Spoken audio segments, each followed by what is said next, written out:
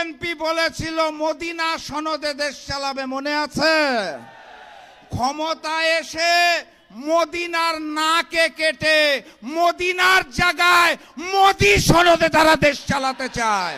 আমার দেশের স্বরাষ্ট্রমন্ত্রী নিজের ভূমিকা ভুলে ভারতের মুখ্যমন্ত্রীর মতো বক্তব্য দিয়ে ভারতের সীমান্ত হত্যাকে হালাল করে দিয়েছে।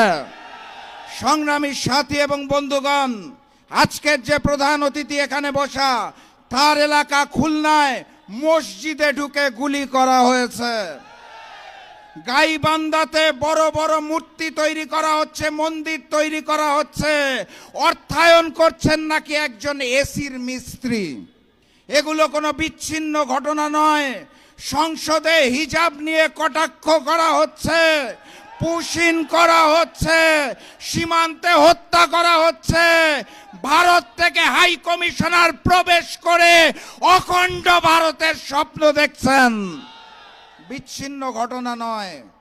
আমার দেশের সরকার নতজানু পররাষ্ট্রনীতি গ্রহণ করেছে বলে তারা নতুন করে সুযোগ নিচ্ছেন।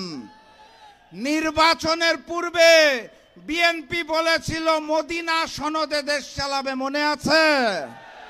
ক্ষমতায় এসে মদিনার নাকে কেটে মদিনার জায়গায় মোদি সনদে তারা দেশ চালাতে চায়। বাংলার মাটিতে মোদি সনদে দেশ চলবে না, আধিপত্যবাদ চলবে না, হিন্দুত্ববাদী আগ্রাসন চলবে না।